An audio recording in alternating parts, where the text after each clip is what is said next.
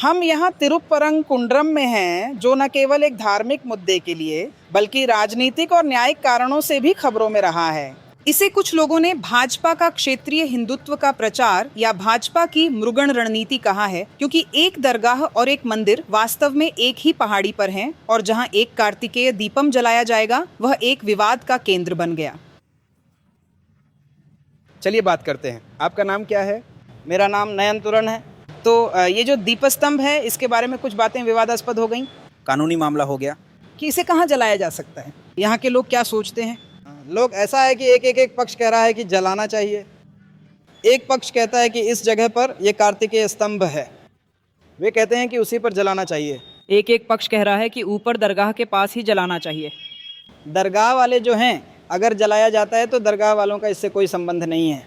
54 साल की उम्र में मैंने ये नहीं देखा है। अभी वे कह रहे हैं कि जलाना ही है, जलाना ही है। मेरे हिसाब से फहराने पर लड़ाई नहीं होनी चाहिए, खून खराबा नहीं होना चाहिए। खून खराबे के बिना फहराइए। ये क्या है? ये पूरी तरह से राजनीति ही है। दोनों तरफ राजनीति कर रहे हैं, इसे राजनीति के बिना करना चाहिए। मेरे पिता की उम्र 72 साल है। मैंने अपने पिता से पूछा, मेरे पिता ने कहा बेटा मैंने नहीं देखा है। अब यहाँ जो लोग हैं वे क्या कह रहे हैं? वे कह रहे हैं नहीं हमने देखा है। इस गांव में है ना पुराने ज़माने के लोग, ये मुखिया बाकी लोग सब यहाँ हैं, वे पहरेदार वैरवी सभी हैं। वे कह रहे हैं कि ये यहीं फहराया गया था, इसीलिए लोग कह रहे हैं कि इसे फहराया जा सकता है। एक पक्ष कह रहा है कि इसे नहीं फहराना चाहिए। अब चुनाव आ रहा है, क्या आपको लगता है कि उसमें ये दीपस्तंभ का मुद्दा एक मुद्दा है, या आपको लगता है कि नहीं है?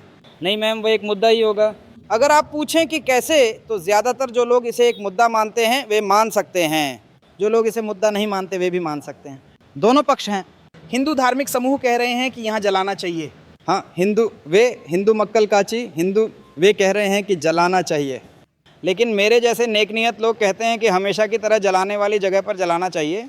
लेकिन हम नेकनियत लोग कह रहे हैं यह कुछ ऐसा है जिससे समुदाय के भीतर किसी भी तरह का मतभेद पैदा नहीं होना चाहिए, क्योंकि सदियों से दोनों समुदाय एक साथ रहते आए हैं और वह कहते हैं कि अब इसे एक बड़ा राजनीतिक मुद्दा बनाने का कोई कारण नहीं है। तमिलनाडु शायद भारत में सबसे खुले तौर पर हिंदू प्रथाओं का पालन करने वाला राज्य है। यह इन सभी हिंदू प्रथाओं, इन सभी हिंदू अनुयायियों, हिंदू देवताओं और मान्यताओं के सभी दृश्यमान चिन्हों के साथ सबसे सामंजस्यपूर्ण राज्य है। तिरुप्परनकुंद्रम में नाराजगी भड़काने की कोशिश बुरी तरह विफल रही है, ऐसा कहना है तिरुप्परनकुंद्रम के विधायक एडीएमके के विधायक श्री राजन चेलप्पा का। जब तमिल त्योहार होते हैं, मेरा मतलब है हिंदू त्योहार, तो वे उन इफ्तार समारोहों में भाग लेते हैं जो हमने रमजान के महीने के दौरान किए थे।